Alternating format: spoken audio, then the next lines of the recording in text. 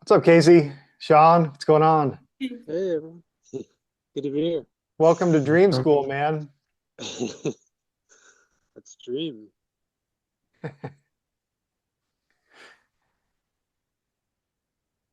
How goes? There we go. Can you hear me? All right. Yeah, I'm coming through. I see it. Loud How's and it going? clear. Good. How are you doing? I'm doing all right. I had a long day at work.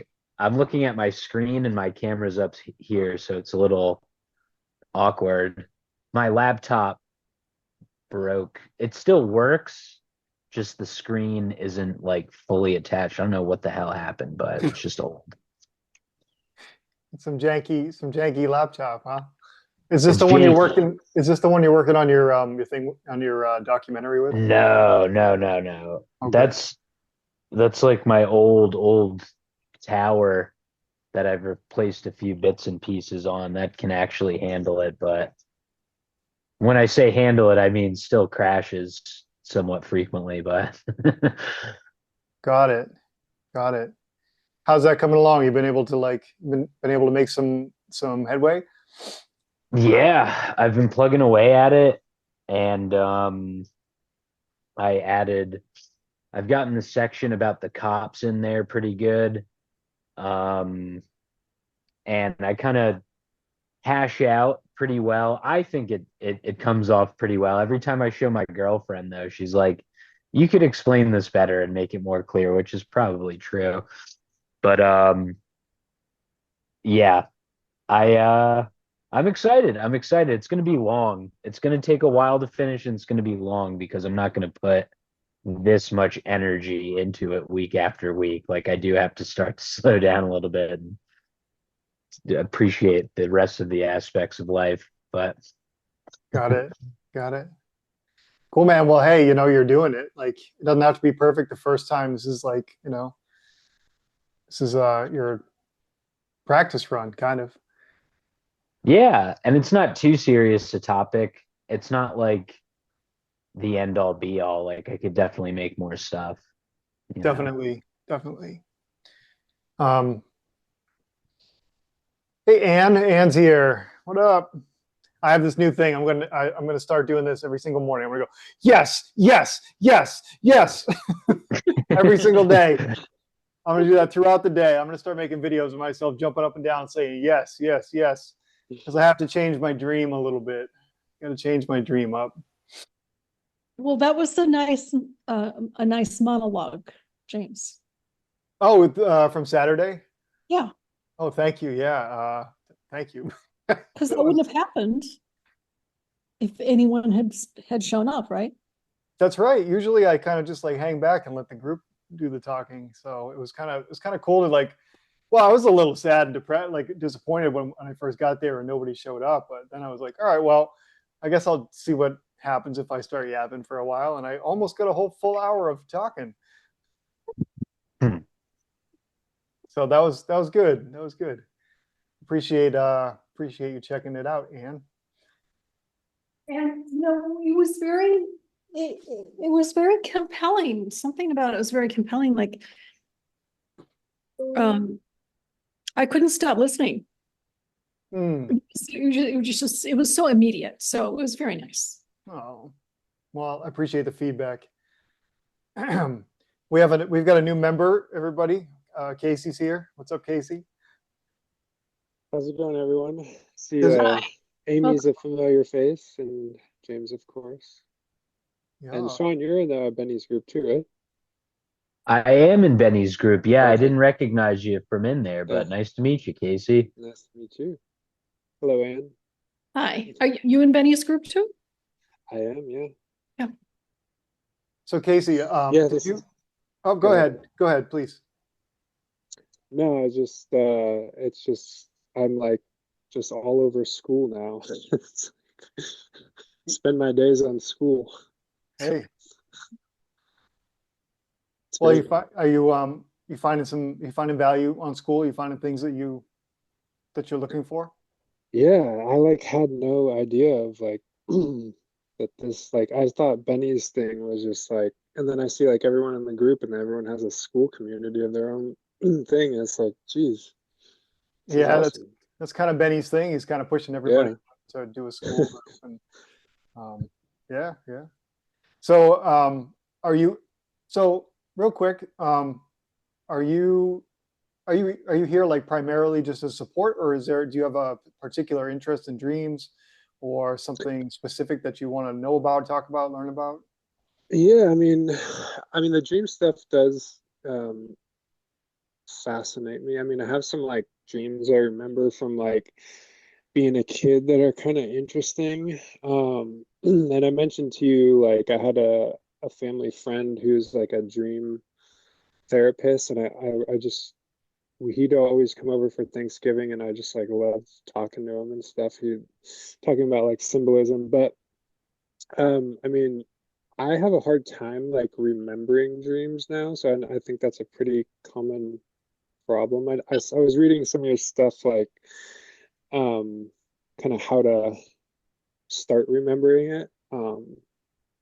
So like last night I was like before bed I kind of remember like okay, I gotta like set like an intention to like remember my dream, but I didn't remember my dream. That's When I okay. It's woke like, up, but yeah, yeah, it's a practice, and yeah, you know, I think just about everybody who comes on these calls has said that just by coming to these calls, they've started their dreams have shifted. If they weren't yeah, dreaming, they started, or if they were, things have changed. So, yeah, yeah. I mean, like I think it's so cool that you like created this because I think it is such a huge part of our lives. And obviously, like, you talk about like life just being a dream too, but yeah, it's just like kind of feels like kind of an overlooked thing that there could be a lot of nuggets to pull out of to help us kind of understand our unconscious and totally, figure out how we want to live in this world and yeah, totally, yeah. 33% of our life is spent sleeping, and uh, so about 10 to 15% of that time is spent in dreams. So do the math, right? What does that work out to be? 3 or 4% of our entire life is spent dreaming, and we hmm, we we rarely give it a second thought. yeah, yeah, it's fascinating. Yeah. So I'm excited to be here now. So yeah, so you mentioned something on the other call, and I hope if I hope you don't mind me bringing it up. No, go for it. You mentioned uh, having a difficult time with your outreach, and Hmm. I I I can't help but go to the dream stuff when I think about that, because I've had that experience. So I've had that exact experience like so many times. You try to create Yeah, something new in your life, and it's not that like like your community's not supportive, or your friends and family, they're not supportive. It's just that they don't know you as the new thing, right? You try to create hmm, a new thing, and then you bring it to the community, but it's like they keep you stuck in the old dream.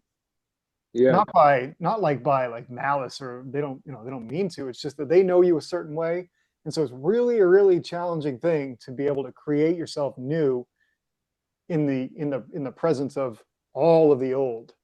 yeah, And it's something that I've been really working at for a long time. I've recreated myself dozens of times, and this new thing is like a big deal to me. It's like a big transformation. Doing this dream school is a big transformation for me. What do you do for work? Like, what is your side hustle? Like, what are you doing to make it right now?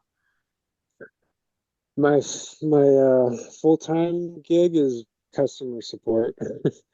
Okay. um I do. It's like I studied to be a civil engineer and then I hated it. Um, and then I still hate customer support. It's just, it's kind of, it is what it is, but that's why I'm here. I've like in the past couple of years, I've just become like so focused on like business and thinking about like entrepreneurship. And it feels like it's kind of like Benny says, it's a kind of like a spiritual endeavor. And yeah, I think a lot of these fears and stuff that I have around kind of being seen and going after something that I truly like, truly love. Um, yeah, it's challenging because, like you said, it's like yeah, the old like when I think about like portraying myself in this kind of new way, yeah, I just think about all these people in my past and be like, well, but they see me as like this other person, and it's just like it doesn't even mean anything, but there's this like block there that like it's it stops me from kind of moving forward. So I'm trying to get past that. Yeah, yeah. It's you're not the only one. Yeah. You're not the only one. Um, Yeah. Um, Go ahead, Ann. Well, just as if we have to live up to, it's not even other people's expectations, it's our image of their expectations. Right. Yeah, it's just, because I had the same thing. It's like my sister, I share very little with her because she's got such a fixed idea of what I'm supposed to be.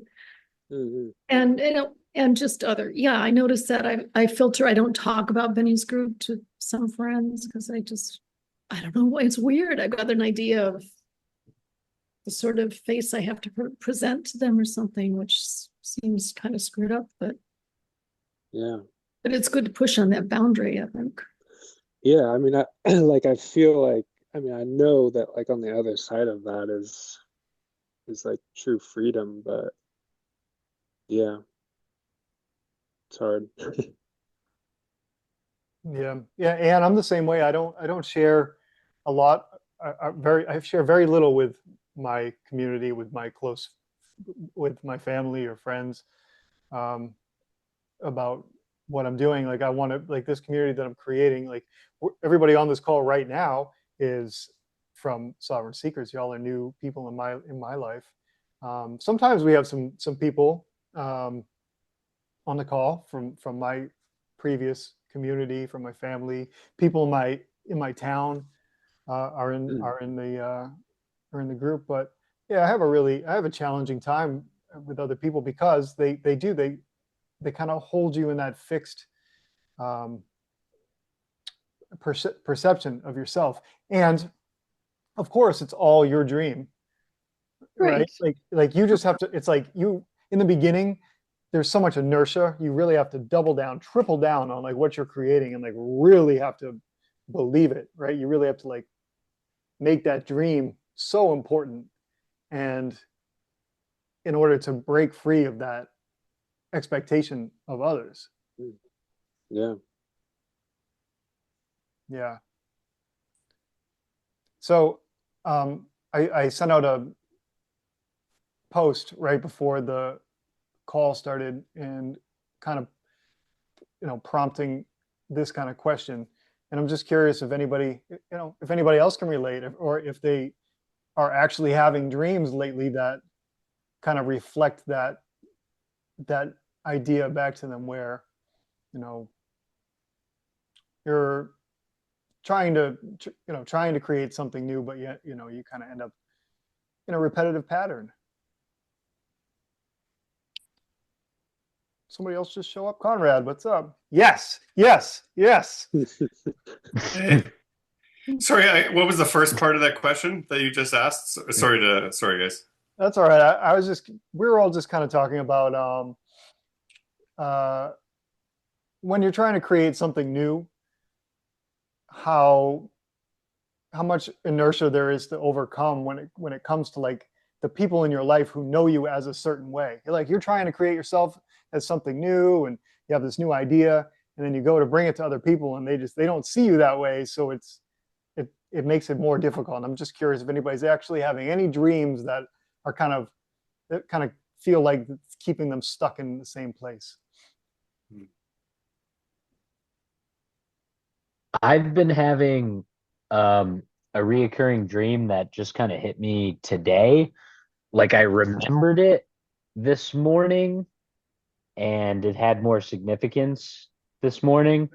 Um, but I've been having this repetitive dream that I am on the top of a train. I'm train hopping. And it's so awesome and it's so fun because like the train's going really fast and I'm like my hat flies off, like I'm worried about my hat in the dream. Like, damn it, that was like a good rare hat. And it yeah, I've had it like 4 or 5 times now, and I didn't really recognize it until last night when I had it when it woke me up, and I was like, oh, I've been having that dream, and that's a really fun dream because like I've always wanted to be on top of a train while it's moving really fast.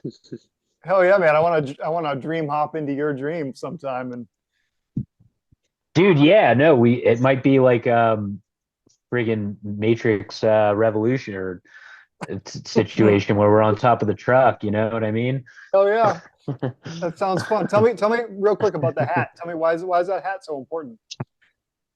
It's just that's something that carries on in my waking life a lot. Like my AC doesn't work very well in my car, and I live in Albuquerque. So in the summer, I have to keep the windows down, and I got to go fast, and like I want to keep the sun out of my eyes, but I'm worried that my hat's going to fly out of the window. Like that's just a constant thing in waking life. That's which I think carried over into the dream. Like we're going fast on a moving thing with wheels or whatever. Got it. Okay. Yeah.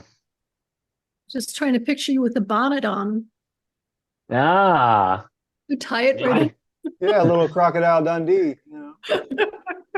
I should start wearing like a bicycle helmet when I drive around, or definitely in my dream.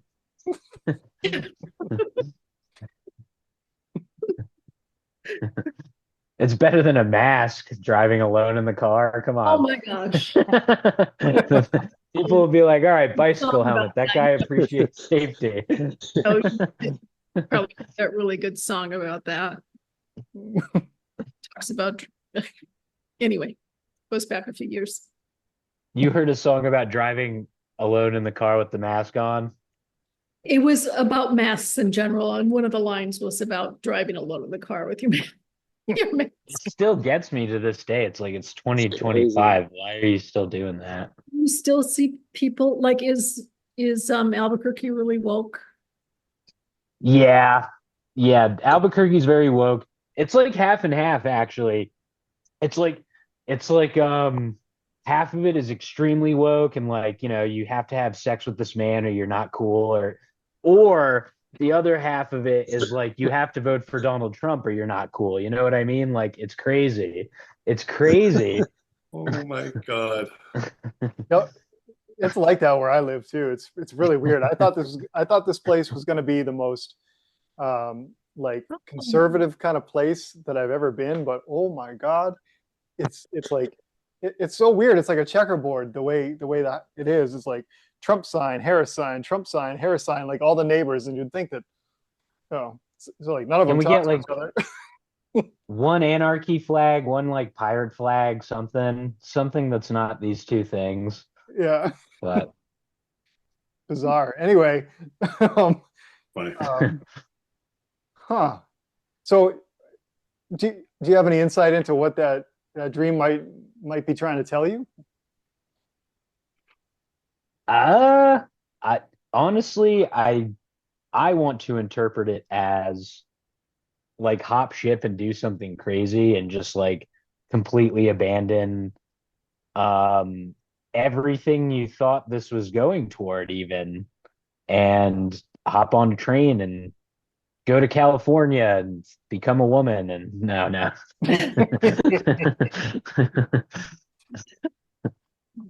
Well, a train in a dream is a really it's an interesting symbol because it's it is well it's like a way of getting somewhere, right? It's like your way of traveling through the world, except it's not like a car. you're on a track. The train has a set destination. It's on a schedule, Mm. and you know exactly where it's going. You can't just detour. You're on a train, right? But what's interesting is that you're not on the train with a ticket. You're on top of the train. You're running kind of free on top of the train, and you're worried about your hat. And your hat is, from the way you describe it, it's like your protection. Like you're protected from the elements, the wind, the sun, those kinds of things. So you're like you're hanging on to your protective mechanism, and you're on this train. It's going somewhere. It has a destination, but you still have some freedom enough to like run on top of the train. Does that have any resonance? Yeah, that has a lot there. That definitely. Okay, so what like why is it recurring then? Oof, yeah, that's the part I definitely am not aware of, but that my dream is trying to tell me there. I think the most important part, or at least the part that stuck with me the most, is yeah, that it's on a track going somewhere specific. And I didn't buy a ticket. I think that's food for thought. Because yeah, there's stuff coming up in my life where I'm going to be moving, but where I'm going to be moving is what I gotta kind of figure out. But yeah, yeah, I don't know. I think about the hat coming off in the car so much that just transferred into the dream. But maybe there's a reason that happens in waking life. You know, I mean, I have cool hats. Hold on, let me show this one off real quick. Oh, it's not going to show. It's a Mets hat, but it says Steely Dan with that Y in the N. It makes Steely Dan. So I get to be an undercover sports fan. Cool. But really, I'm a Dan man. Are you attached to hats, Sean? Like it sounds like you really like hats. I wear hats a lot, and it is definitely something that I should do less because I have a lot of hair. I don't know. I just feel more comfortable in a hat. It's not like a receding hairline thing or anything like that yet. Speaking of which, I just wanted to chime in. I'm sure it's been covered already, but James, I like your new haircut. Looking good, Oh man. yeah, No, nobody said You are anything looking about my sharp. haircut. No one's mentioned it yet? No, I can't believe it. What do you guys? Oh my God. You look 5 to 8 years younger. Sorry, I'm Not that you just, need to, you're much younger than I am, but yeah, looking good, bud. sorry, I was just getting a cup of tea. That's okay. Thank As soon you. as I gave you a compliment about your hair, you disappeared. That's Yeah. fine. I can't take it. I can't take compliments. I have a hard time. Yeah. The glasses too, man. That's hot. It's Thanks. you look like you look like you could work for Vice. That's how clean you look, dude. Well, you see, hold on. Okay, so that's I'm really glad you Especially all with the glasses, makes you look smarter too. Yeah. anything I can do to make me look a little smarter, right? So this is all part of the dream, right? This is all part of like the new dream because here, let me show you. This is my favorite sweatshirt. And I wear it every Nice. day, right? But I'm a professional Love now. I can't be wearing this shit. It's got holes in it. It's covered in paint. It's so comfy and cozy though. I love it. Oh my God. But I can't do that anymore. So I got to get my hair cut. I got to wear my glasses. Got to pretend like I'm smart. You know what I mean? It's part of the dream. It's part of like, it's part of like creating this new identity, this new experience. So I appreciate you commenting on my haircut. I like the painted shirt, by the way. And if you were running an art school, then that would be okay. Well, yes, that's true. Thank you. I am. This is kind of like an art school also because, I mean, what's not art? The Holocaust. Does that count as not art? I have a friend from high school, and he's an artist, and he came up with this great tag, and he tags everything, and his tag is just not art, and he just goes around, he spray paints shit all over the Not city of art. Boston, and it's like it's really thought provoking. I'm down with that. I'm an artist myself, or as you may or may not remember, but I'm very big into exposing what isn't art in the art world. It's like really something that bothers me, and I vocally expose it to my friends, like most of who aren't, artists or like, in that world or whatever. And it's like, no, it's a trap. It's a trick. It's not art.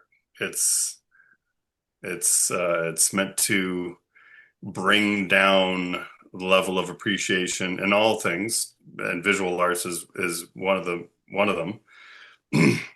They're just trying to degrade everything and not recognize what is actually fine and true and beautiful and great, and trying to just muddy the waters and bring in all this shit. So It you it's have literally yeah, it's like psychological warfare on it is. actual artists because they look at like a banana taped to a white canvas with a piece of duct tape in the MoMA, and it's just like, holy shit, you know what I mean? I just spent like 3 months on this painting, and it's just it literally is psychological warfare. Mhm. Yeah, or like my I'm in whatever in Canada, obviously, and in Ontario, tax dollars being used to buy 1.2 million piece of art that's hanging in some government building, and it's like three painted lines on a like it's just retarded. Like it's just you might as well like thumb your nose at me and spit in my face and say this is and I'm burning the money you gave me in front of your face. Like it's the same thing. Mon- Isn't Money Yeah. art laundering. used as a tool to as a cover-up tool, basically? Like to Denise is here. Yes, yes, yes, Yeah, so yes. so for that's what the banana thing was all about, I that, think. Money Like that's a laundering. slap well, in their face. Like we're gonna put it in plain sight. I yeah, heard that it's banana sold 100% for eight true. million So it's dollars. used, yeah, it's used as a way of basically of passing on large amounts of money, that and boats, in general, Mhm. from what I've been told. So that modern art and boats for has been greatly used for drug trafficking, for human trafficking, prostitution, all that kind of stuff, because you're dealing with huge amounts of money, and they need to transfer the money in a covert or in a way that doesn't have to be covert. They can be out in the open. And I think art So also falls under something with the taxes. Hmm. There's also like it does. a It does. workaround taxes when it's art. Yeah. Think about Jackson Pollock's role in that. They were just on there. We'll pay you 500 grand for it. We'll long whatever. Like that is crazy. He made it easier to do that. Just splatter on the canvas. And we'll sell it for millions of dollars. Well, before that, it was really like Freud, and think about Freud and who some of his relatives were. And you know, sorry, I was Freud is the relative. Yeah, who? Bernays? Pablo Picasso. I meant to say Oh, Picasso. I didn't know that. Picasso, and then some of like who he was related to and stuff. I can't remember now who the God. I'm talking off the cuff, so I can't remember. But he either has some relation to Freud or um, one of the other evil psychiatrists or whatever. But anyway, he's related to somebody there. But that was the kind of the beginning, the popularization of it. And Pablo Picasso was probably a diddler as well, and that was all part of the beginning of making the industry, basically. Hmm. Picasso actually was a decent artist. Like otherwise, he could actually make some realistic art. If you look it up, he's a decent artist, but he just did the other stuff to for a political reason. I think. But anyway, sorry. Yeah, no, I think he was a decent artist at first, wasn't he? Probably Yeah. earlier in Yeah. his career. Because I have a drawing that I copied of his. It was very nice. So, Yeah. Interesting. Yeah, he certainly got some Sean, cool. I have a question about your reoccurring dreams. When this dream keeps reoccurring, is it exactly the same every time, or does it get tweaked a little bit or build on from each time? As far as I can tell, it seems very similar. Like it's out in kind of the desert out here in New Mexico on the train tracks in kind of the middle of nowhere. And there's a tunnel coming up. I never go in the tunnel though. That I feel like that part's repeating that I just remembered because you asked that. Well, especially if you're on top of the train, it'd be better not to, I would think. You never know. Yeah. Yeah, yeah. You see it in cartoons, where Wile E. Coyote or whatever. Why do you ask the question, Denise? I asked because I've had reoccurring dreams that are the same, but I've also had a very interesting dream. This is a while ago. This is when I was living in Los Angeles. I did have a reoccurring dream that it wasn't the same every night. It expanded every night. It was for like a week. I think by the fifth day, I was like freaking out because it just kept getting more and more. I'll tell you what it is if you want really quick. It was because I had to look it up immediately. I had to go like get dream books, and I walked over to the bookstore and I had to like figure it out. But so I was like in a jungle, and I would hear a bunch of frogs everywhere. And so it's just basically the first dream was just normal. It's just, being in a forest surrounded by frogs. Didn't think much of it. Then the next night, the frogs are louder and bigger. And it's like, okay, I'm in the forest again, or in the jungle again with like bigger frogs, louder frogs. And every night it kept progressing, where by the fifth night, like I was small and the frogs were ginormous, and they were like the big, ugly toads, like just making the loud noise. It was really creepy. It became almost like a nightmare where I was like, why am I dreaming of all these like gross frogs? Like they're ginormous and I'm small in the jungle. And I just kept trying to figure it out. I mean, I'm totally giving you a short version here, but so eventually I went and looked up. Well, there's another story that happened while I was at the bookstore that's kind of interesting, but that would be sidetracking. I did come across it saying something about like transformation, that it represented transformation. And just going through like there was something else. I forget exactly, but it was.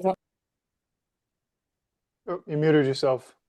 And I just remember thinking oh, it was like metamorphosis and transformation, like that kind of thing. It's like, and it kind of made sense to me, but I was really kind of upset at my subconscious for like, if you wanted me to get this transformative kind of understanding in a dream, I could have dreamt of butterflies and not freaked out, but instead it was like these freaky toads and frogs. But Yes. I did get the message that it was like representing metamorphosis. Were they polywogs first? I don't know the type of frogs, but they were like the small ones first, like those it was probably like those small little poisonous ones. And then like each night it was like different ones that were bigger and bigger. And as the frogs got bigger, I got smaller. So every night it was like bigger frogs, smaller me, bigger frogs, smaller me. It was like this almost Alice in Wonderland kind of. Yeah, and at the end it was like just these slimy, ginormous toads that were like, rah, rah, rah, like. What does that mean, James? Well, it's actually it's a super interesting symbol because, well, frogs, yeah, they do go through a process of like a metamorphosis or a change, like a transformation from tadpole to frog, right? But I think probably that doesn't have as much to do with it as the fact that frogs are amphibious. Now that's much more interesting, because frogs are, and because you are a person who's really in tune and in touch with your subconscious mind, and you're interested in that. Frogs are interesting because they can go between. Frogs can go underwater and above water, from the subconscious to the conscious, right? And so I think it was probably like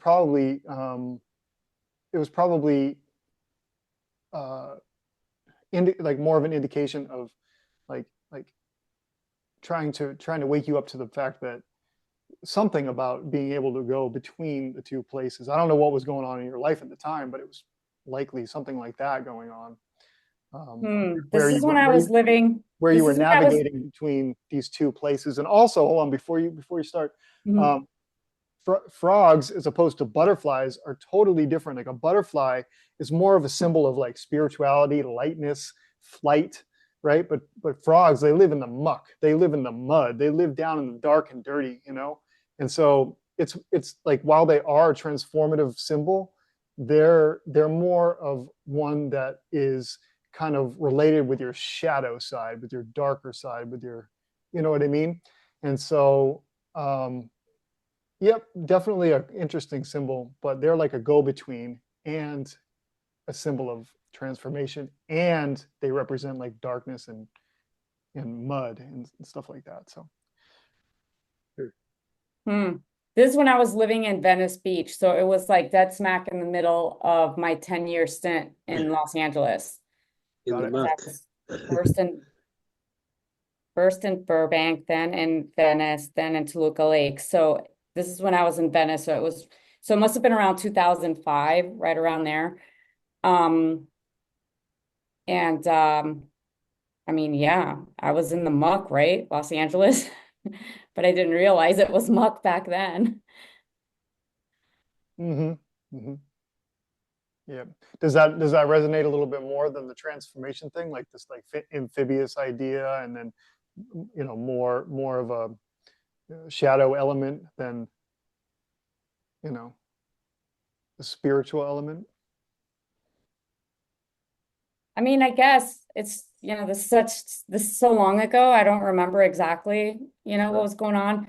But the one thing that was kind of interesting is when I was in the dream section looking for just, you know, dream books, out of nowhere, this guy just appeared out of nowhere and like slams this book in my hand and was like, "You got to read this book. It's going to change your life." And then he disappears. And I was like, what the hell just happened? And so I look at the book, and it was The Power of Now by Eckhart Tolle. And I was like, all right, I'm going to make a mental note of this because it came out of nowhere, but I'm going to put it away and like just put it on this shelf. And like, what the hell was that?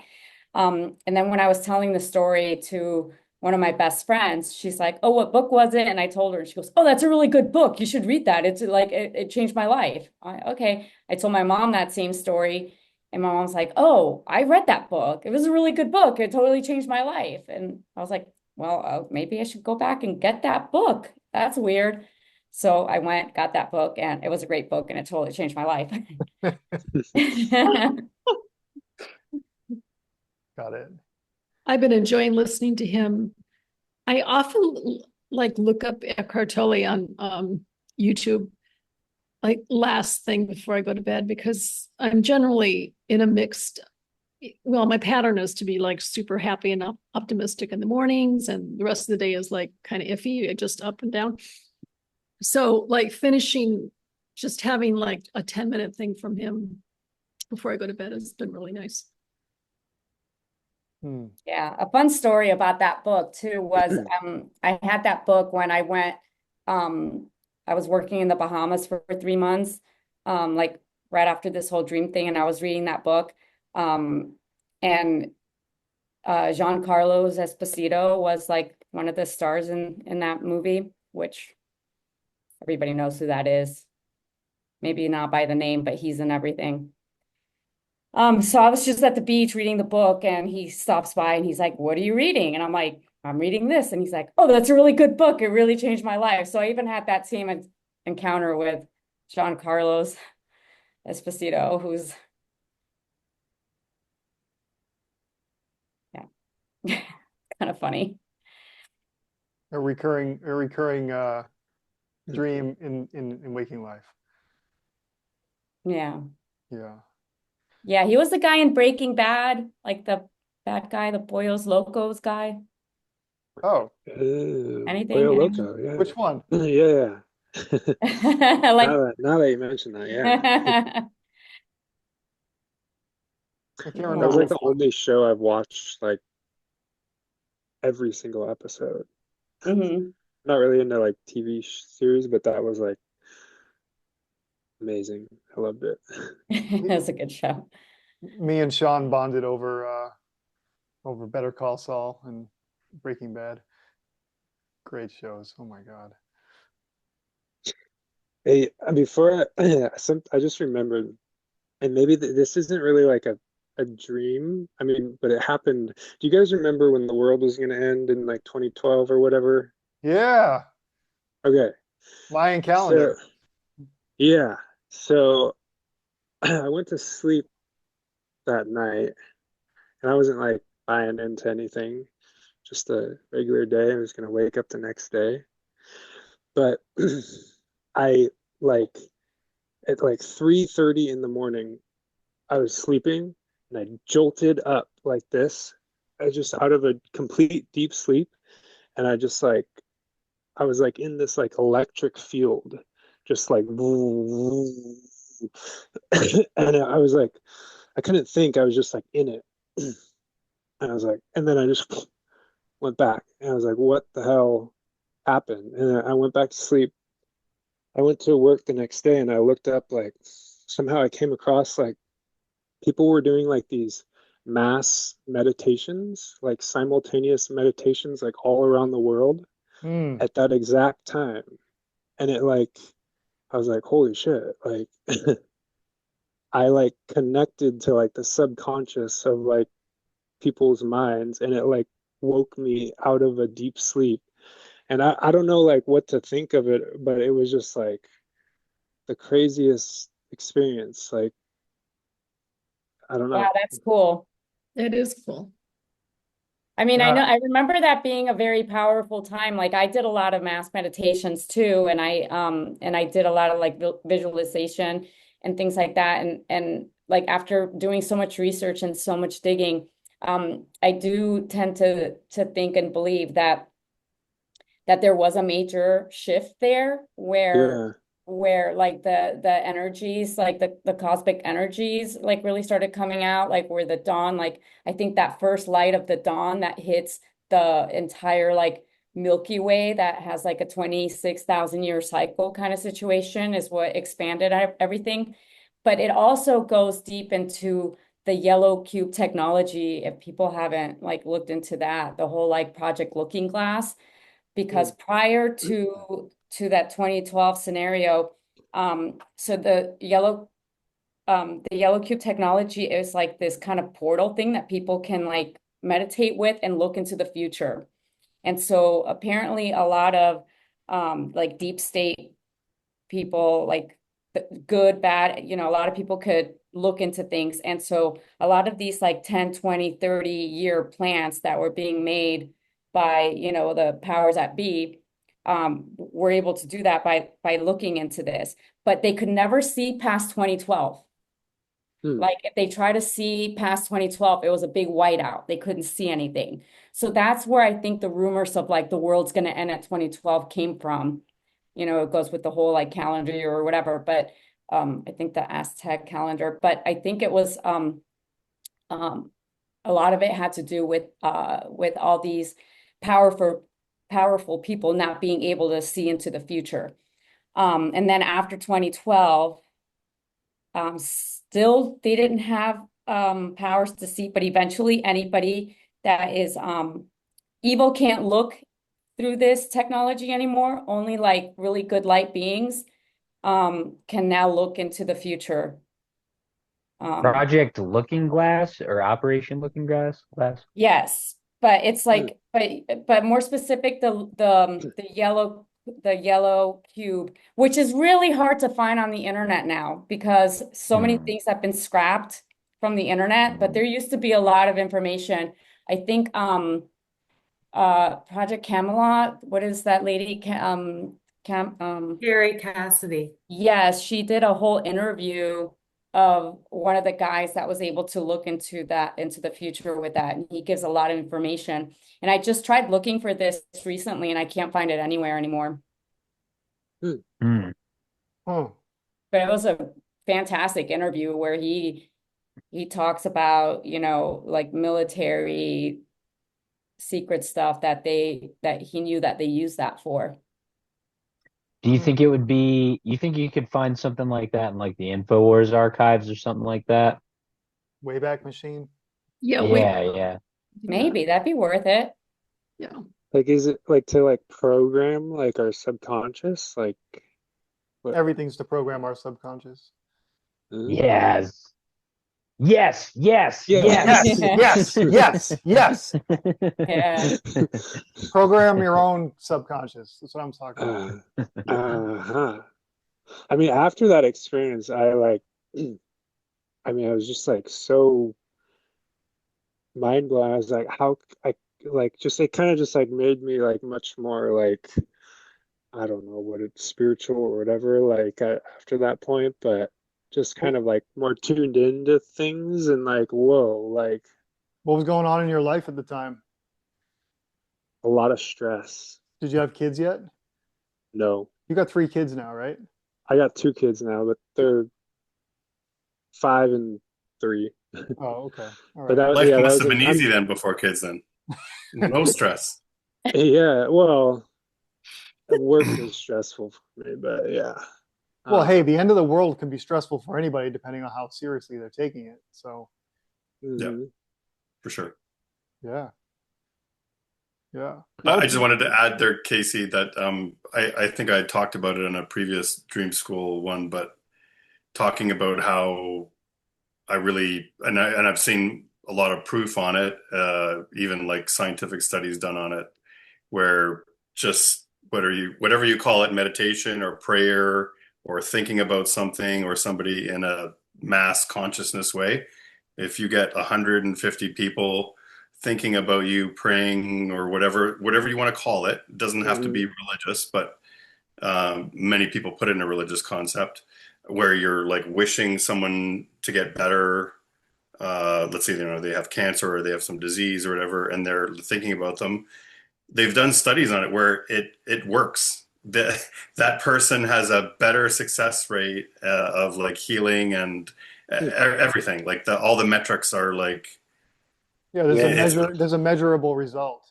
it's a measurable result. Yeah. So that's totally something I can believe that like let's say this mass meditation thing and like you said, like maybe you were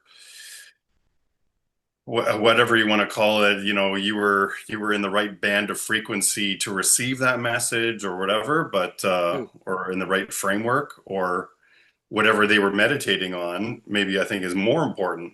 They were trying to help people in need maybe or who were stressed or whatever, but yeah, I'll have to dig back into that. But yeah, it was crazy because I was just like a dead sleep and I just jolted up like this, like it was so weird. Mm-hmm. Mm.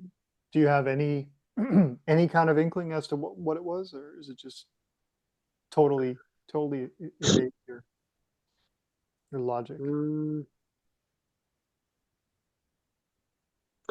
I mean, I think it was kind of like the beginning of like just like understanding like how our beliefs like can kind of shape our reality. I think perhaps that was like this, and maybe I was like a little bit primed for that going into that experience, but maybe that was just like the thing that kind of continued or yeah, because I was just like yeah, I don't know, maybe that was the kind of tipping point where like it made me realize that there's I should be investing more into like my beliefs, and how that could be shaping my reality.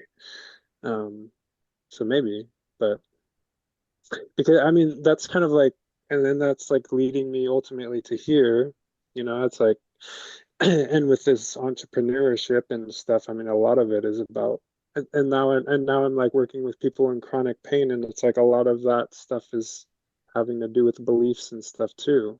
Mhm.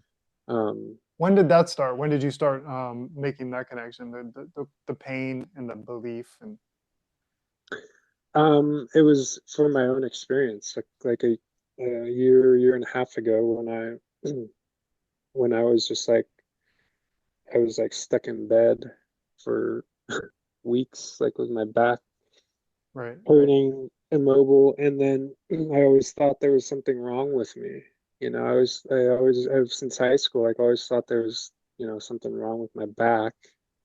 And then, I started learning about this neuroscience and neuroplasticity, and someone recommended this book about, how fear and beliefs and stuff can actually be like the primary drivers of pain. And it definitely, and since that point, it's like completely shifted my whole experience with pain. It's like I don't really have it anymore because like I just don't believe that there's anything wrong with me now. So did you do any kind of practice to like reinforce that belief, or did you was reading it enough, and like were you just like convinced enough to like change your mind? no, I mean it was like a little bit of practice, and it's because I mean it like when you get into a pattern, like a neural pattern, I Hmm. mean it takes practice to unlearn it. Yep. But so it's like the belief, there was like the seed of the belief that there wasn't anything, and just from like reading and learning cognitively, and then over time, and then you get practice like actually experiencing your pain from like a felt sense of safety. and Hmm. then and then the more you do that, it's just because pain's like a danger signal. The danger signal just goes down because you're not feeding it, you're not feeling it with your fear and your belief that there's something wrong with you. Got it. Got it. I shared with you guys before we got on the call that I've been listening to this audio book called it's called something like The Unlimited Power of the Imagination or something, and it's a bunch of lecture notes, secondhand lecture notes from this guy Neville Goddard, who I'd never heard of until just a few weeks ago, and I'm super impressed by the book and really absorbed the material because it really aligns with the way that I understand the way that reality works. But anyway, I've had a practice of journaling for years. Like every single day I write, um, a few pages, whatever. But I totally changed my whole journal prompt thing. And in light of this conversation, and with everybody kind of like everybody on the call is sort of creating something new, I'm going to share the journal prompts because it really does help if you do the journal prompts. It only takes 10 minutes in the morning, 10 minutes the night before you go to bed. Basically, what you're doing is you're creating yourself newly in Word with your words. But the thing is that when you're doing this every day, you're creating yourself as something new.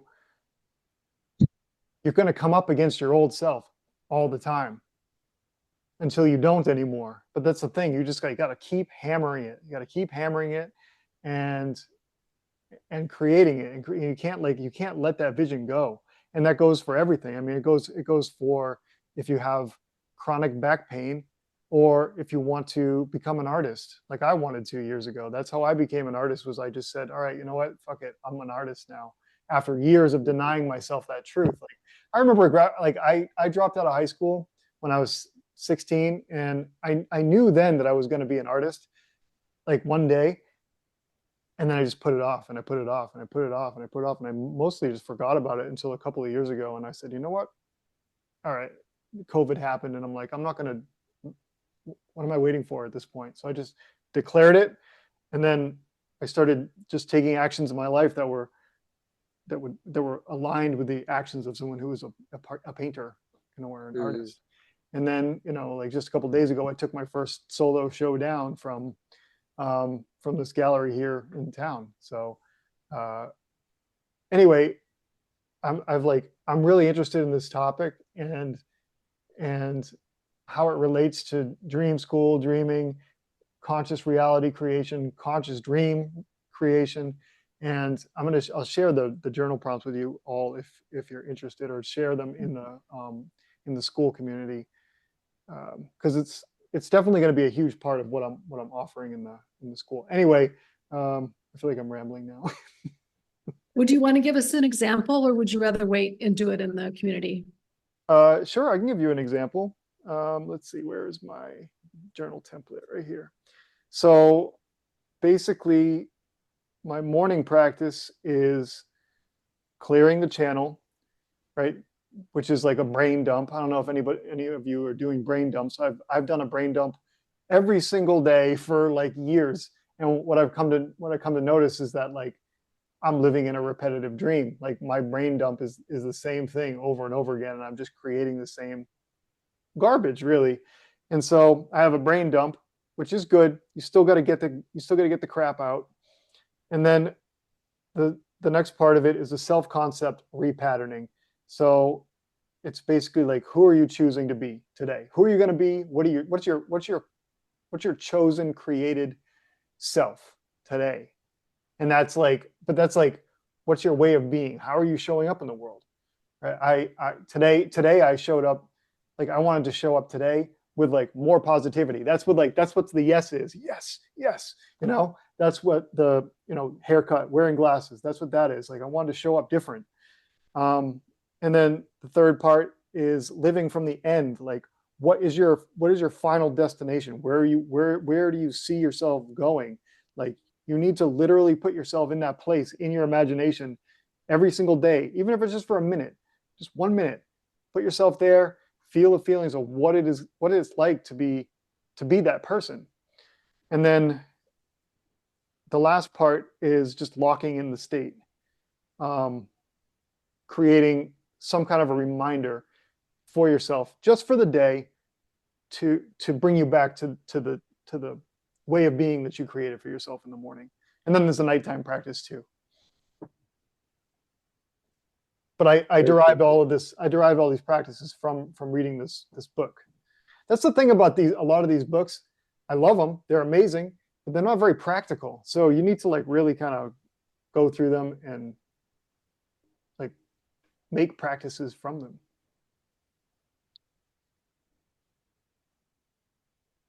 Yeah. Yeah. That's cool. Yeah. Yeah, visualization is What is it? powerful. Visualization, like you said, it's powerful. Like, Oh, it's everything. I mean, like we do it. That's the thing, is that we don't realize, but we do it whether we're thinking about it or not, or whether we realize it or not. The thing is Yeah. that we're typically visualizing. We're typically visualizing tomorrow based on what happened today, and what happened today was based on yesterday. So it's like our imaginations are really dull, and it's like, it's a result of television and our phones and blah blah blah blah blah, movies, whatever. But Yeah, if you're not intentional of your own visualization, you better believe that the programming will do it for you. that's exactly it. That's what I mean. Like, Yeah. like Casey said, what did you say earlier? Just about in the subconscious. exactly. Somebody else is going to program your subconscious if you don't do it first. And it's like, it takes a little effort at first, but it's definitely worth it. You know what I mean? I don't want to be a B&L, by and large, consumer for the rest of my life, Yeah. You know what I'm talking about, right? Wall-E. You've seen that movie, right? Wall-E.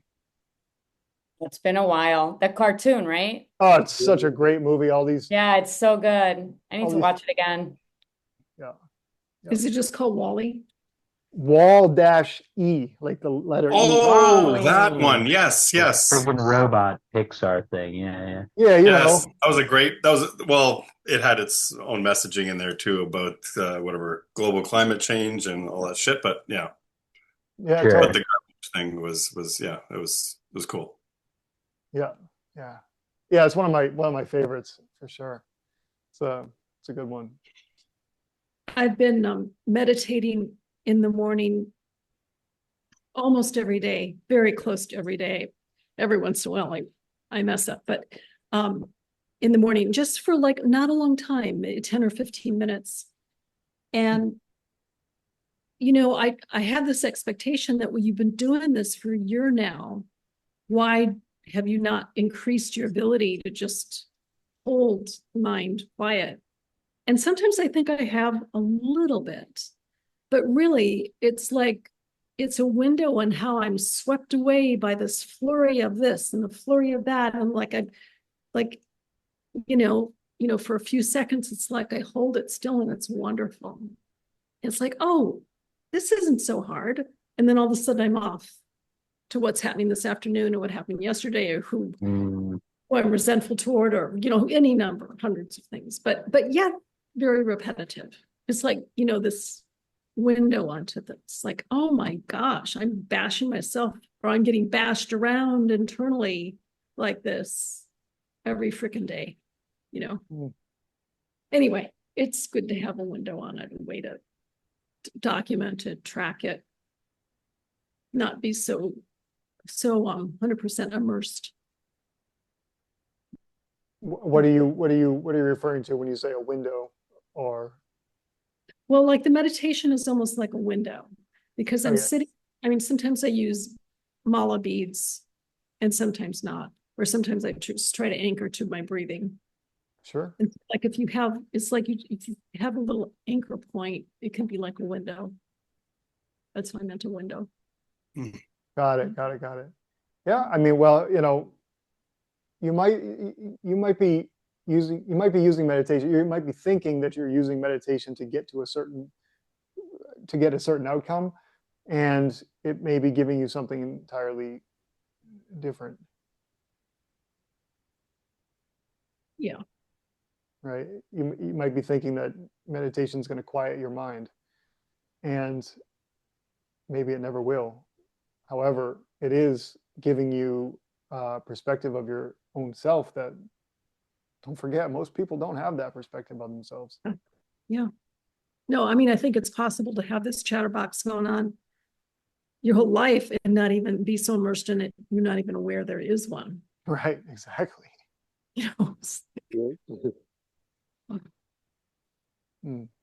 So it's definitely worth the effort, but it's humbling.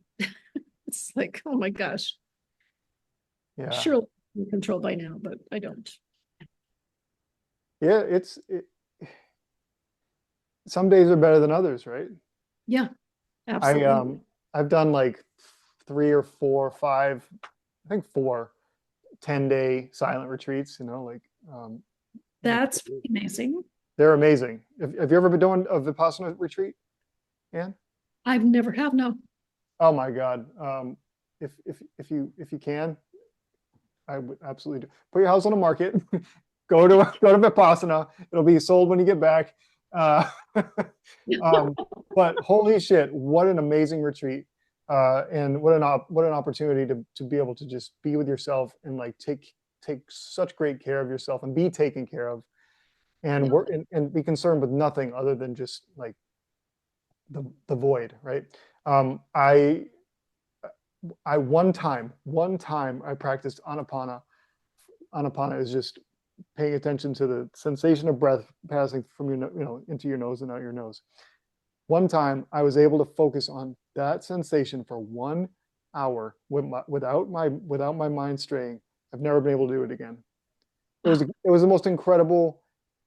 Like, I would say that's probably the most incredible accomplishment I've ever had.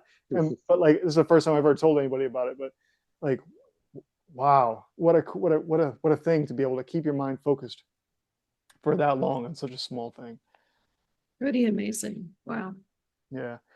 There's an amazing Vipassana center here in Massachusetts. Oh, I'm not in Massachusetts, I'm in Maine, but in Massachusetts, it's one of the biggest in the country. So if you ever have an opportunity, register for for that course. It's free. I mean, it's by donation, and they take care of everything. So Oh my gosh. yeah, Yeah. yeah, it'll really elevate your practice. Hmm. Anybody Yeah. else ever done a Vipassana retreat? No? Wanted to. I haven't ever gone to one of those retreats, but I have always enjoyed my own meditation by going into the forest Mm-hmm. where nobody else is, and you literally take time to just either stand or sit comfortably, and you let all thoughts out of your mind, and you open up your ears and senses, and you can either do this like with eyes half awake or not, and you literally listen to everything around you, wind, animals, insects, everything, and just be in the moment of like listening to their vibe kind of thing, which Yeah. is a form of meditation, Totally. where I've like it's really brought me to like better places in terms of like thinking about something or coming upon a decision about something, whatever. Just you get kind of clarity of thought. Mm-hmm. And the cool part about that is almost like half the time, you know, when you become part of the forest like that, some animal will come by. At least in Southern Ontario here, anyway. But Yeah, I did a meditation like workshop once, and we were after like doing 2 days, and then we went to this like little center, and we did a meditation inside of it, and then I came outside, and it was so crazy. There was just like all these like deer and bunnies just like waiting there, like looking at us. It's like they felt like peaceful enough to just like, because like there was a lot of other people in the group, and then you walk outside and it's like all these animals just like staring at you.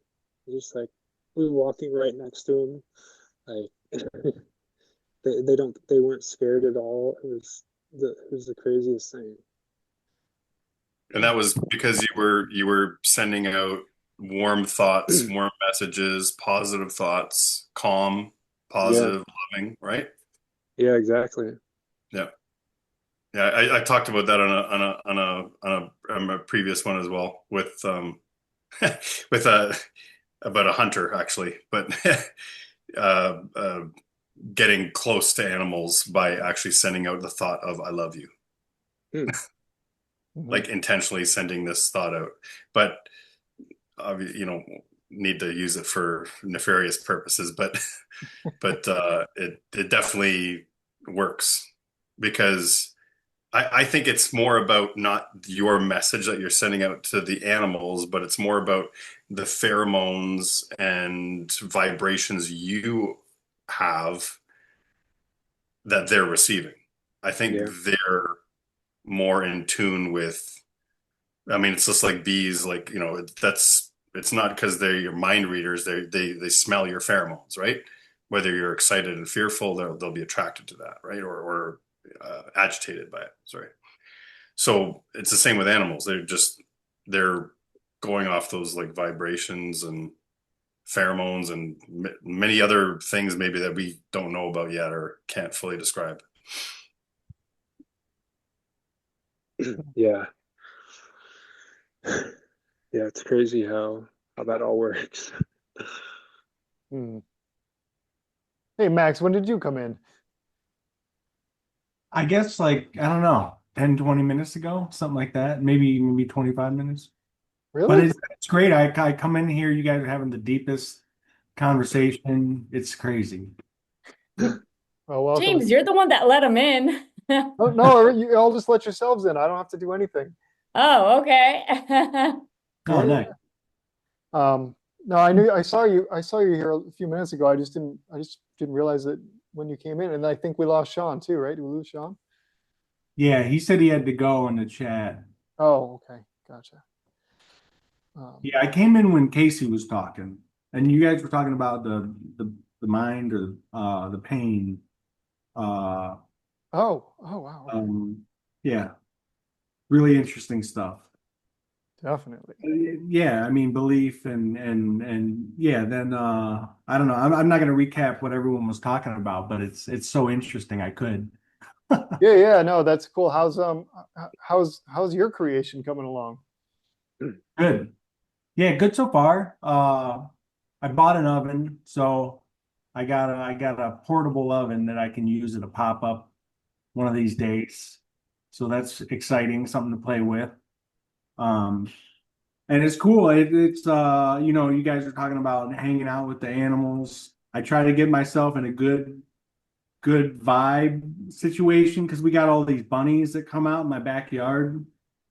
And last year, every year, we get a new crop of bunnies basically. So I try to put out the good vibe so that they come out and hang out while we're eating pizza. That's, you know, it's kind of like the closest we get. I mean, I go out in nature, but it's nice to have it in your backyard. Hmm. Well, it's so nice to have in your backyard. Yeah. I enjoy the same thing, and it's again, you can't have a dog. Yeah, Otherwise it yeah. chases everything away. And well, yeah, I have a cat that's a real predator. So he's killed many birds. He killed his first chipmunk, like 7 mice this year so far. He brings it all to the back door. Anyway, so yeah, I wasn't too fond of him killing a songbird or two last year, but anyway, but overall, Yeah, but I but keep away a lot it's of you, cats. you need no pesticides. So yeah, so no pesticides in your lawn, no dog, and you can't keep a super clean like this super ultra North American style where like you literally clean up every dead leaf. You have like you have no kind of like natural places where animals like to like forage, hide, get cover, that kind of stuff. So that's important. My parents' house, there's bunnies all around their house all the time. Like we're always seeing rabbits just running around when we're back It's awesome. in the backyard. We're like, oh, there's 3 bunnies just hanging out looking at us. They're so cute. Hey, real quick, a little bit on topic, a little bit off topic. Okay, so this this guy that I work with, I live in like rural Maine in the middle of nowhere. Anyway, he's got a dog, Frank. Frank's the coolest dog ever. Anyway, this week there was a deer in the yard. Frank goes and chases the deer. A few minutes later, he comes back and the deer is chasing him. And he beats up Frank. He beat him up. Or she beat him up. He doesn't know. Oh, She doesn't wow. know what. He doesn't know if it's a female or a buck or what. But then he said, Like knocked him over or like stomped him. Oh yeah, Like, Hooved him. so then, you can kill a dog. Yeah. so then the deer came back the next day, and then the next day, like 4 days in a row, came back to beat Frank up. I was just curious if anybody's ever heard of anything like that before. Yeah, I have. Yeah. You have. So Yeah. what would cause the deer to do that? Well, it's territorial a little bit, and so this was recent, This just happened this week, over the right? weekend. So it's spring. So spring, that means they've had baby. They've probably just been born. So she's being So, and protected. they're real small. So it's protecting young, right? So it's definitely for sure it was a mother. I don't think a male deer would come back like that. So that seems more like protecting because they're not as mobile when it's a fresh young, right? So they can't move around that quickly or well, right? So That's crazy. I just and dogs are I've never annoying. heard of it. Wild animals really don't like dogs. Like the number one thing is sound. Mhm. Wild animals aren't used to making loud sounds, so it's very aggravating and annoying to them. That's why bears like famously like hate dogs, and it's all like a lot of it's because of that. Mhm. Got it. Yeah. Yeah. I was just curious. We were just talking about it at work today. So Are dogs like the loud hoodlums of the animal kingdom? They are. Yeah, I mean, That's God, funny. like I remember on this one camping trip with my sister, we were famously came upon a mama bear with cubs that we just saw go up a tree, and she came toward us, and thank goodness we had the dog with us because that would have been a very bad situation without the dog. But yeah, chased off the bear kind of, and we were kind of at a standstill, and we backed off and got away. But yeah, in general, dogs are you're not going to see wildlife with a dog. Well, we have, we've turned dogs, by domesticating dogs, we've turned them into a different species in a way. Yeah, we have, yeah, for sure. Dogs in the wild would not behave the way pet dogs would. Yeah, but even in the wild, like yeah, I mean in the wild they're just it's more community based, right? So like they live in a pack, but there's lots of pack animals like that that can create more noise, but they won't do it all the time, right? So I'm glad that you've heard of something like about that. So it's not that weird. Yeah. Yeah. Well, anyway, how did we get here? You brought it up. Yeah. Yeah. I had my landlords. We rented a house from them for like 13 years or so when I lived in Vancouver, Washington. And Dave passed about 3 or 4 years ago. But Dave and Mary were driving me up in the air on some helicopter type. It wasn't a plane though. It Are wasn't you talking about a dream? a dream, yeah. Oh, sorry. Okay. Yep. But it was just, I almost feel like they're family after having lived next door to them for such a long time. And anyway, it was just sort of a surprising and happy dream. And then I ended up calling her. I mean, I was overdue to call Mary anyway, but still, it was a nice connection. This was just this week? This recent? Yeah, it was just like, it was about 3 days ago. I called her and told her about the dream, and she was very touched. Oh, I had a weird dream this week. I just now remembered. I don't remember what it is. I wrote down one thing that might remind me. Let's see if I have it. So while while Denise is looking, Anne, was that the whole dream? You met up with some old friends and they took you for a ride in a plane or a helicopter? The dream, but the part I remember is that we were up bopping around in the air. Oh, cool. Okay.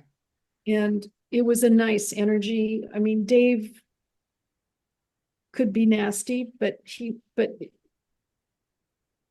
I mean, in real life, but mostly he was nice. But it was just all nice and amiable, and it was fun. And I'm finding, I think the best way I can describe it is often I wake up and I feel like I'm in a dream soup. It's just like this vague, liquidy, moving kind of feeling that it's like I've been so much in the dream that it's like I'm more in the dream, but I'm not even aware that it's a dream.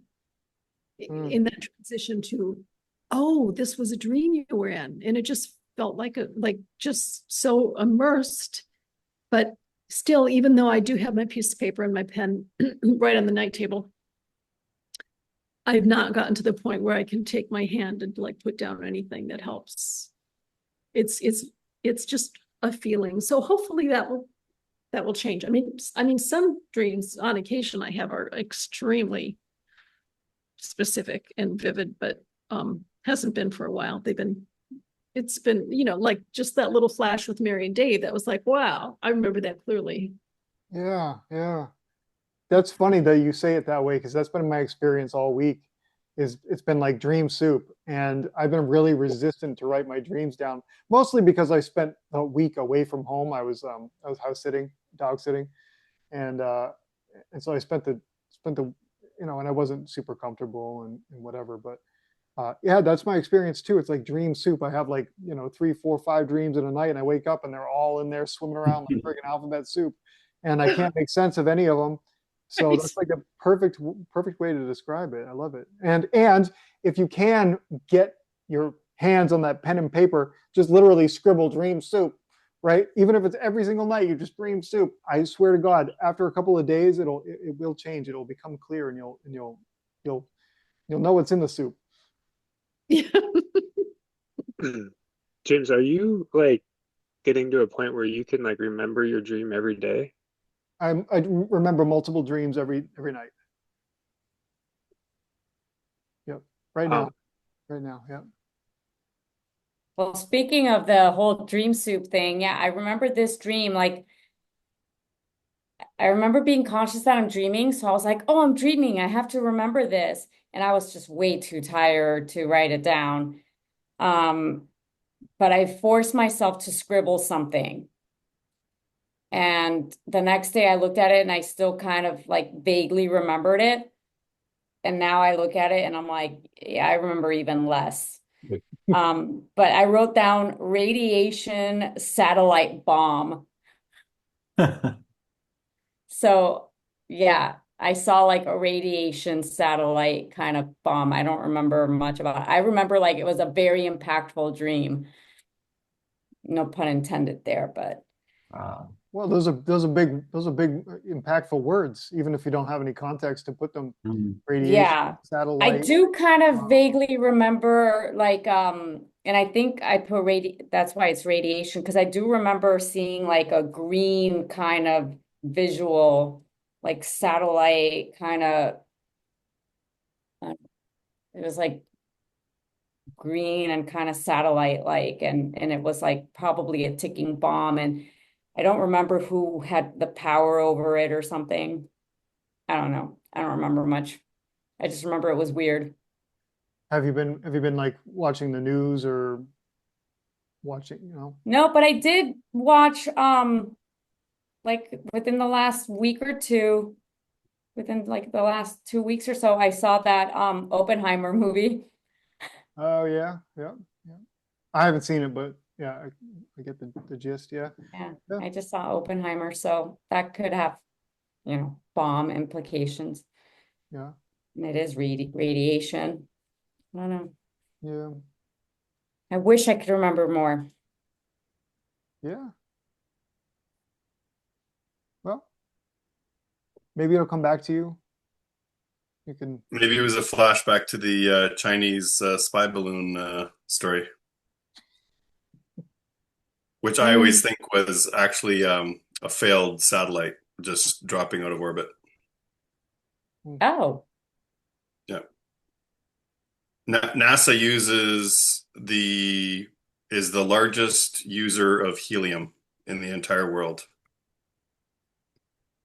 And I believe they use that for satellites. I don't think it's what they do things the way they say they do. But yeah, maybe you had a flashback to that. I don't know. Casey got to go. Oh, I think he's already gone.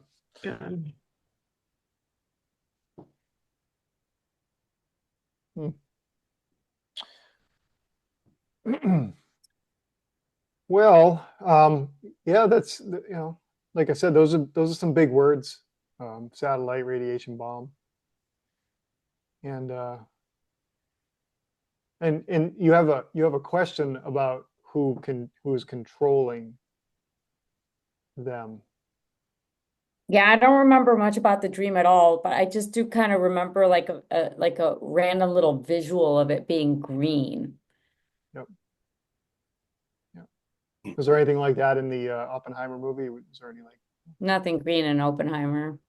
Because I when you mention that, I think about like some of the footage from like Iraq a few years ago, and seeing these airplanes with a radar images, and it's all green, and I think about that. So yeah.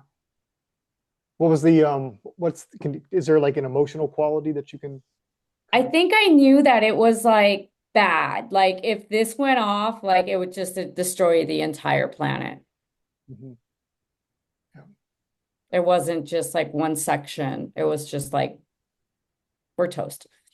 Yeah. So if you were to consider that, if you were to consider that this bomb and this satellite and this radiation and this very bad, and you know, don't know who's in control of it, what's going, like, is there something, is there something in your life that's happening now? And you don't have to tell us or anything, but is there something that like you're just not so sure of for yourself right now that could be devastating if you didn't have control over it?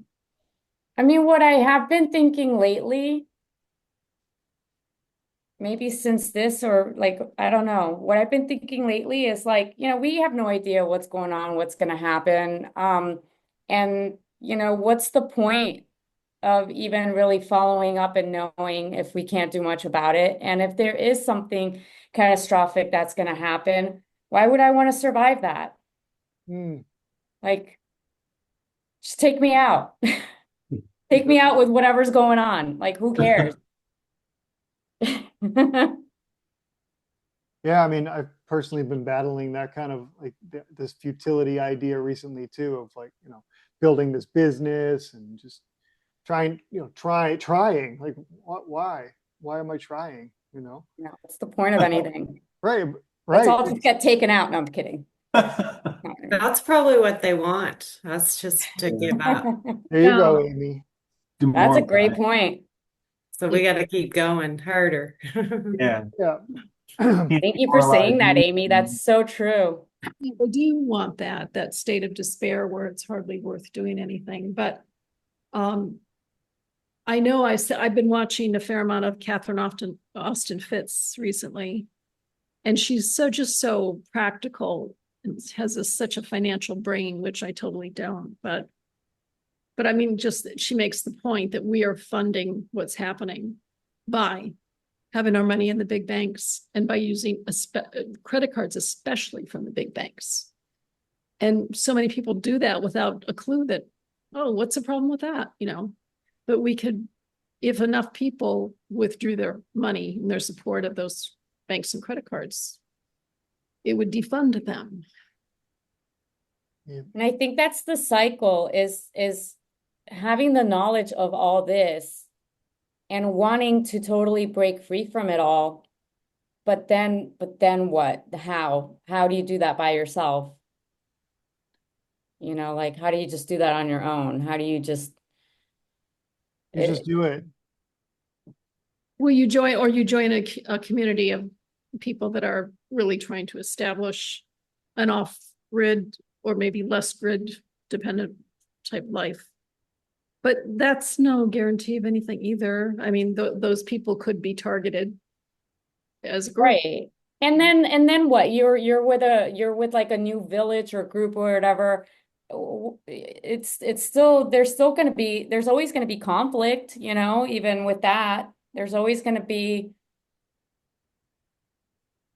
life is going to be it's I don't know.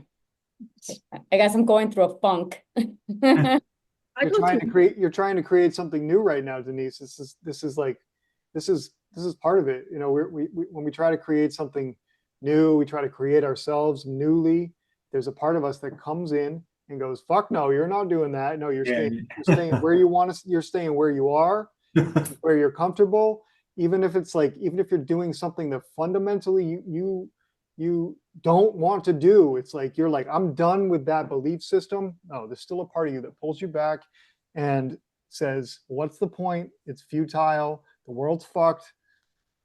It's like there's a part of me that does that. And I can't speak for everybody else, but it's what's happening to me this week too. Like trying to create something new and then this part just grabs me, pulls me back and says, oh no, you don't. But you have to be stronger than that part. And that's the point of these conversations.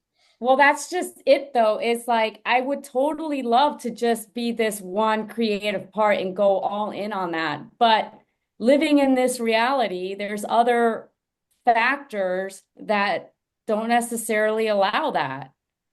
And how do you balance the two? I want to just not be this normal entity in life and just follow my passion.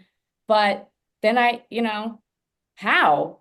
Like that's Well, not going to make money anytime soon. well, So I feel like I am compromised. Like I have to compromise and it's driving me mad. It's driving me mad. yeah, no, I understand. I understand what you're going through so well. Um, the thing is it's like really it's about persistence, perseverance, and remembering that it's not going to change overnight. Well, something's got to change because the way things are going, I might have to pack up and figure out what friend I'm gonna, whose house I'm gonna crash at. Yeah, yeah, yeah, yeah. Well, oftentimes this is how it feels right before things shift. So, it's like you either got to choose. It sounds like you're at a crossroads and you have to choose your new way or the old way, which is figuring out if you got a friend's house to crash at or not. Right? I mean, You can do it. Like you can do uh, whatever you are creating. Like you really can. And I know that's gonna happen, like my creation is gonna happen, but it's like not something that happens overnight. It's a long-term thing. Whether it's the meditation thing that I'm doing because of what I've learned through school, along with the animation. Like those two things are gonna take time and money. In the meantime, I haven't been paying attention to real estate at all, mhm. and like I've let that kind of go by the wayside to the point where even if I do get a contract for somebody anytime soon, it's not going to be instant income. So now I'm like, oh my God, do I have to go find like a job somewhere just to, get a paycheck, like just to survive now? Is it worth it to get more back into the real estate? Or does that take too much? I mean, that's not necessarily a steady thing either, is it? Right. And that's just it. Like today's what, Thursday? On Tuesday, I like had this one client, this lady. I showed her like 10 properties. I spent so much time and energy on it. And it's not even a very high budget. She's got time, she's taking her time. So like that's not gonna do me. I mean, I'll still work with her and stuff. I'm not gonna like throw that out the window, but I'm not coming across anything that's gonna give me a quick turnaround on what I need. So it's to the point where today I was looking at like builders, like to be like just go be like a sales representative like with a builder because that's like, as soon as you're in, you start making money. Yeah, it's a bit more reliable. Yeah. Yeah. So I did that today. I'm like, let me look at, like these freaking Lennar and DJ Horton, like all these like builders, it's like if that's what I need to do right now, and then that's gonna take me away. I feel like I'm even kind of well, I don't want it to take away time away from like my true passion either. But so that's why like something like that is like easy. I can just focus on it when I'm there and forget about it. If I do my own real estate, it's like I have to be on top of myself. I have to follow through. I'm gonna stress about it. Yeah, you're working 18-hour days, 16-hour days. It's just always Yeah, yeah. so So, a little stressful. in in light of this conversation, or yeah, in light of the conversation, does this relate to you? When did you have that dream? I think it might have been like a few days ago. Okay, is there anything does it feel resonant or like it's related in any way? Right now, no. I think I'm too stressed about so many things that I can't even remember dreams or think clearly about things. Mhm. Gotcha. Yeah. I'm just full on stress right now. But we'll get through it, right? We'll get Yeah, through it. that's what we're here for. That's what we're doing here. Yeah, thanks for sharing, Denise. Yeah, I'm gonna send out these journal prompts. I don't know if anybody wants to use them, but like I find them to be extremely helpful because it's just a reminder of like, all right, this is who I'm saying I'm being. And then it's so when you say these things, it's so clear when the opposite comes up and you're like, oh shit, okay, but I Mhm. said I was gonna do this, but then like this person that's like looking for a job now comes up and I'm like, oh, hold on a second. I didn't say I was gonna look for a job. I said I was gonna do Dream School. I said I was gonna be, meditation person, right? Mhm. And then you find yourself I looking was for. gonna say, Denise, is that the symbolism of the like whatever like bomb or explosion, like potential world-ending explosion, could that be a symbol or metaphor for, you know, you thinking of what is going to happen, if you fail, or basically your fear of failing? Um, Yeah, total devastation. yeah, No, it almost feels like a relief. like the dream felt almost like a relief. No, not the dream, Oh, okay, okay. but I don't know. I don't remember much about the dream. I just remember thinking like, wow, this is a really weird dream. I got to remember this. And I just have like that visual of it being like, I think that's why I wrote radiation because it was like that green radiation Mhm. and satellites and Mm. yeah, I really have no idea what the dream means. Mm. It could be, also parallel to watching Oppenheimer. Who knows? Part of your psyche relates to those images though. So keep digging at it. That sounds Yeah. like I forgot about it actually for a little bit, and then like you just saw me have that little moment of like, oh wait, I had a dream. I don't even remember what it was, but I wrote it down. mm, I grabbed this and mm. Well, that's what we're all maybe doing. I'll try to tap into it tonight. Maybe I can have a little meditation before I go to bed. Like, what was that dream? What does it mean? And maybe it'll come back to me. Are you able to do that? Are you able to re-enter dreams? Sometimes, Yeah. sometimes if I focus really, really hard. I've never been able to. Well, guys, we just did over an hour. Yeah. Sorry to leave everybody on a downer. No, it's not a downer at all. No, I don't feel down. Anybody else? No, not at all. No, I know that feeling. You said relief, and that reminds me of like there's definitely been moments in my life when I've been like so stressed and frustrated that if a bomb blew off, at least I wouldn't have to worry about what I'm worrying about. You know what I mean? And Totally. it's an absurd place to go, but I don't know, sometimes you get pushed or you find yourself in that situation and it's kind of a weird way your brain or my brain will, you know, either laugh or look at something absurd to take my mind off what's going on. Because that's it that otherwise without that you don't have relief. You just want Right, relief. because it's so extreme. Like that's so bizarre for me to think of something so extreme like that. That's not Yeah, it's not normal. normal. But it's definitely something that I've done that or had thoughts like that many times at like my old job or something like that where I just so stressed that you almost hope for the worst Wait just for a because bomb. I'm waiting for the bomb, baby. You Yeah. know. uh yeah, so it definitely something that's gonna pass, but I can definitely remember having having similar thoughts. So it's not unnormal, it's definitely normal, but it's not a fun thing.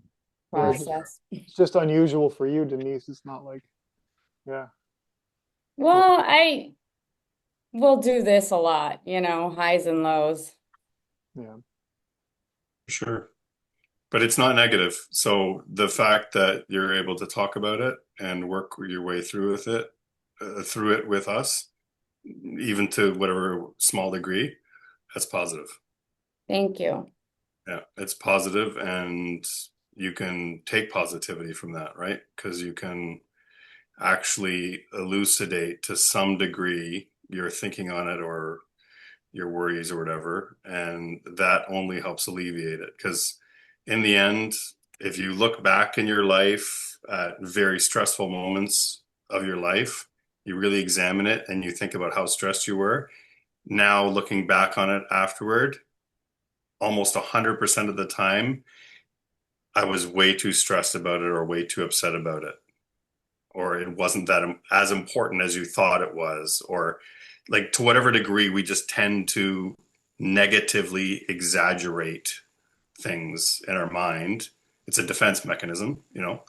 So I would say take that to heart, you know. And think of worst case scenarios instead of best case scenarios.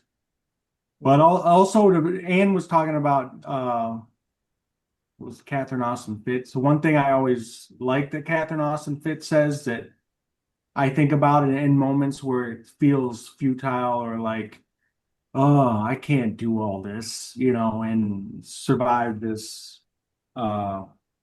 whatever catastrophe. She always says turtle forward. And I've definitely told people that before, and they're like, what turtle? What are you talking about? You know, because it sounds stupid, but you know, like as far as like following your dream or your goals and getting your money out of the banks, that kind of stuff, like it's just like it doesn't happen overnight. So it's like, I always want things to happen right away. It's like, why isn't this happening? And then, but she reminds me, yeah, you got to turtle forward, because if as long as you're turtling forward, the turtle beats the hare, usually, or in the story. So, and yeah, I don't know. It's a weird pacing thing, because I always want things to happen sooner, but they don't. They never do. And then you look back on it and you're like, oh yeah, I'm coming along. I'm doing all right. Yeah. Rambling, but It's just been an interesting week, because then my phone crashes on me and I had to go get a new phone, and it took 5 days to transfer my number from one phone to another. And it was like a determination of me having to go between like one mobile store to the other every day as they're like pointing the finger at each other, and I'm like, oh my God, like so it's been, yeah, that'll drive you nuts. and it's only Thursday, man. This whole thing started last Thursday ish, like right around there. Like it's been, yeah. So it's been, yeah. it's been a week. So the positive part about that is, so you've had a week to not allow yourself to doom scroll on whatever social app on your phone. That's amazing. Well, not really, because then I had two phones, and they gave me a different number that nobody has, right? Except, but because it's an iPhone, I'm able to get iMessages, and then I got iMessages on both phones, so they're both dinging. And then all my business calls are through the Google Voice phone thing. So then all of a sudden it was ringing on both of those too. So I'm getting everything I need. Anybody that, most of my family and friends are on iPhones, so they knew, like, I could FaceTime them and I could iMessage them. But any other random calls from anybody and that's the thing, is I couldn't get the text from one company that has the release pin for the other company to take it over. And like, they wouldn't do it without sending it in a text. And I could not get access getting that text because it wasn't an iMessage. It was, anyway, long 5 days, five. That's a lot. On a somewhat related note, but you just think of it. Did anybody hear about the news that Apple came into agreement with the UK government? The UK government can now access all that information if they need to off Wow. people's phones. Yeah, it wasn't a story that was covered in the mass media, obviously, for obvious reasons. But yeah, The UK government oh can access what, everybody's iPhone data? yeah, government agencies basically. So like if police need to or other government agencies need to for Like this is safety global? concerns. Sorry? This is global. It's not just UK residents. It's just UK, just UK. There Oh, I was see. just an agreement between Apple and UK, but that is a very big Oh yeah, huge. But like, first step. Yeah, enormous Yeah, first step. that's just the first step. Correct. Yeah. Correct. Which is why it's good to aim toward getting off iPhones, as much as I'm addicted to mine, and getting onto Linux if possible. That's I Yeah. actually bought the new laptop and it's been sitting hidden in my closet for like 3 months because I haven't had time to figure out how to use it. But that's where I'm trying to move to, because there is technology that has more privacy. Mhm. Not convenient though. You got to learn it. You got to pay for it. But Yeah. Yeah. Yep. I Well, guess that's the polarity of everything. It's like, you know, you need all this, like, and now, having to do like a whole Instagram channel and eventually other things and have to like do more of that in order for one thing to work. But that's like the one thing I want to get away from and I want to be. So there's just like all these, everything's in opposites. And I think it's just a lot. yeah, I try to do social media with totally new technology when it's hard enough with the No, not even new technology, just social media. Like, I don't want to be on there. Yeah. Another thing I was going to say, Denise, to help with stressful times in your life, especially when you're dealing with like business or like, anything, you have multiple things going on, write out on a page your clear goals. Write your goals, like it's literally the whatever Benny Wills Yeah. type I stuff, mean, I but do all that. I write do out the your goals for the affirmations. day, the week, the month, and the year. Like you do that whole thing, but just do a rewrite of it, so you're like really kind of like, okay, and then you can compartmentalize things. Do step one, do step two, do step three. Okay, if we didn't do it, move it to next week, whatever, blah, blah, and so on, right? Just helps. It helps, because a lot of times stress, you're muddling everything together, and that's what's causing because you can't just do everything at once, and you can't do all the tasks at once. You Yeah. can't solve all the problems at once, right? So it's part of what causes the pain in your head, I guess. It helps. And like I'm having so much trouble actually putting into action this planning thing. And it would be so good if I could put that into action, because in the mornings when I have my best energy, it's like I haven't planned ahead what to do. And I freak out about the fact that you've got good energy for about another hour. So what are you going to do? And it's like, well, there's 4 different things I want to accomplish at the same time. So I think it would be a huge improvement in effectiveness if I could actually do that planning thing. Well, and a lot of the time, like even like daily stuff, like I remember I used to always have 7 things in my head that I wanted to do every day, and I hardly ever got to one. Mhm. Mhm. And when you write it down and put it in and order it, like which is the most important for me. Okay, that's number one. Which is the most, so you write everything down and then you like order it, and you, God damn it, you make sure you get that number one done. You're probably going to get to 3 Yeah. because you're going to be more motivated, like somehow to just attack it. Whereas when it's kind of an analogous, vague concept in your head to do all 7 things, you end up delaying everything. Mhm. Good point. Very good point. Mm. And not that I'm a perfect practitioner of that, by the way. It just Oh no, I got lists all over I mean, I got my hard to little to-do practice what you preach list all the time. and like another to-do list. I do them every Yeah. morning. I like stay on top of it. Yeah. It Hmm. helps. But Well, hopefully I'll have an amazing dream that I can share next week. why? Hopefully, I'll make that happen. I'm going to focus on having an amazing dream. James, I just you are I going just to have an amazing dream. Are going to have an amazing dream. Yes, you You are. are Yes, we having do. an amazing dream already.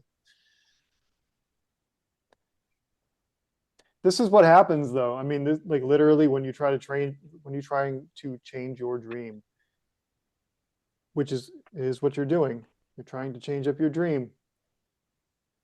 Things get all shook up and they get all muddled up, and then all of a sudden you have two phones for 5 days, and it's like, the timelines are like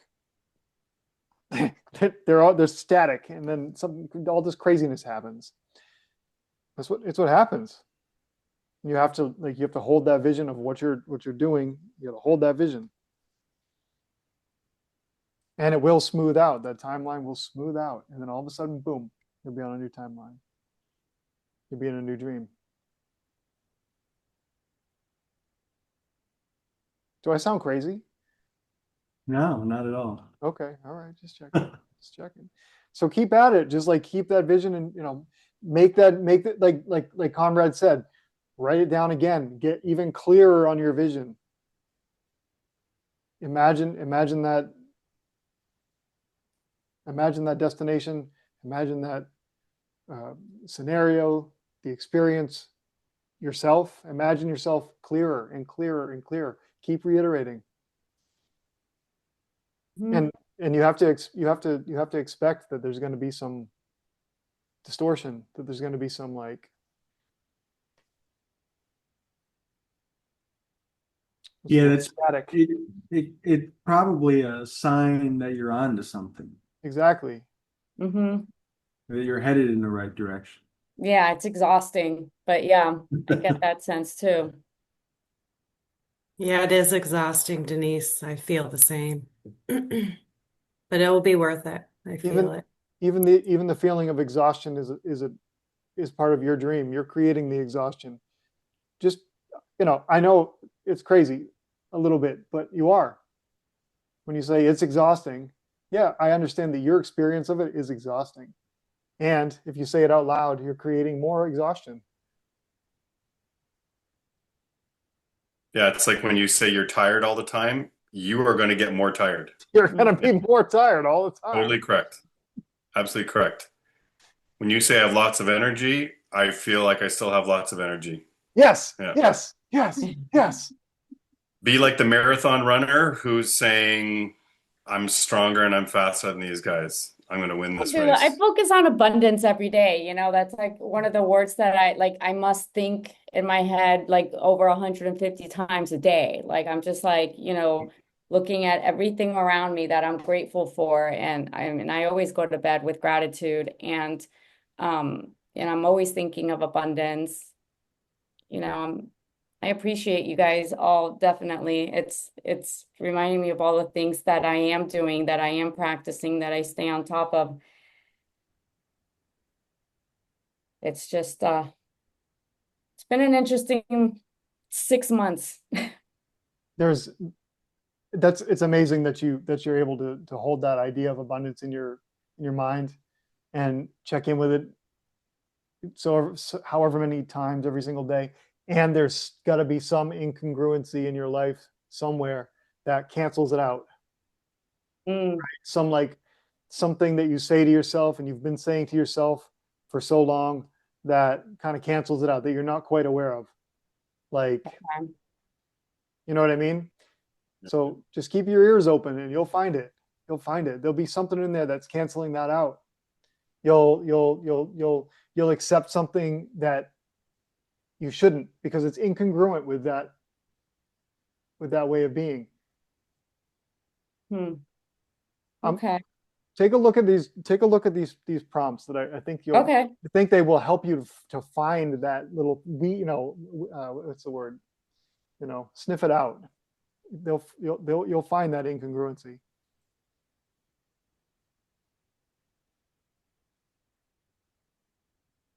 I agree with James. He's a smart man.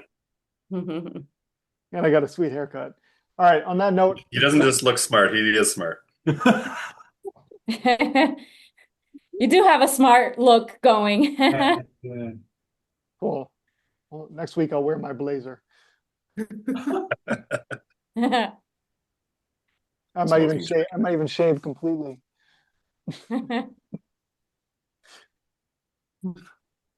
All right, everybody. This is a record Dream Skool, 2 hours.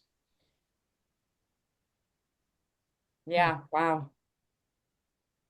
It's fun hanging out with y'all. It is. Yeah. Awesome chat. The time goes by like that. Yep.